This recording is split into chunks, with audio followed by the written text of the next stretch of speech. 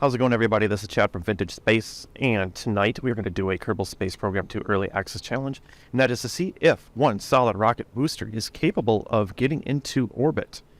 And the largest solid rocket booster in the game is the medium-size S233. We're going to go ahead and just prop that up in the VAB here. Now on the top, we're going to need to make this thing controllable. So we're going to go ahead and select a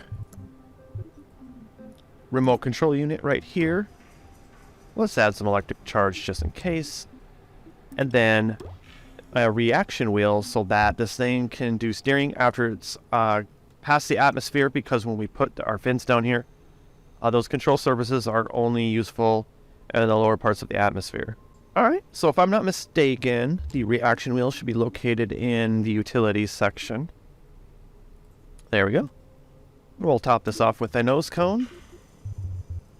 All these parts we'll be using are the medium-sized parts. And last but not least, we're going to be putting in 4 stabilizers. Alright.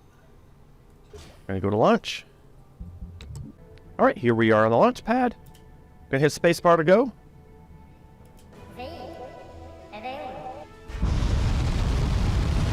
Alright, here we are.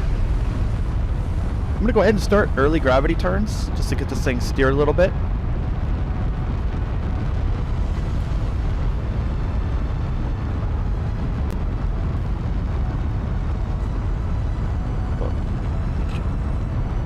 While this is going up in the air here, if you haven't already, go ahead and like the video and subscribe if you like the content so far.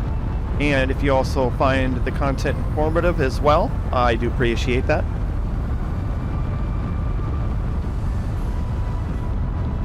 Alright, and we're past 10,000 K in altitude, so I'm just going to go ahead and start doing my gravity turn.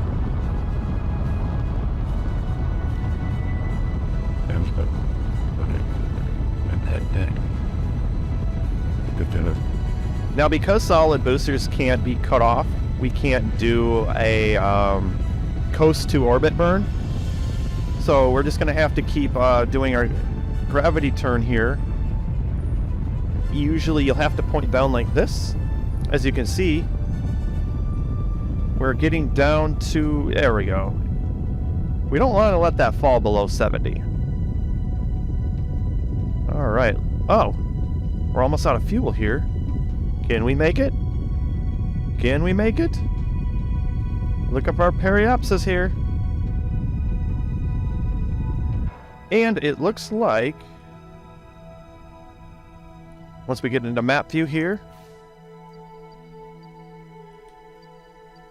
we are not in orbit. However, since we overshot the apoapsis here, theoretically, if we took away a lot of that, maybe if we took away 7,000 kilometers, we can more or less transfer that to the periapsis. That could have been higher if we would have done a gravity turn a little bit differently. So technically, this would have been a success if the flight dynamics were a little bit different. But so far, yeah, I'm pretty happy with the flight. And that's going to do it for this video. And I will see you guys out on the launch pad.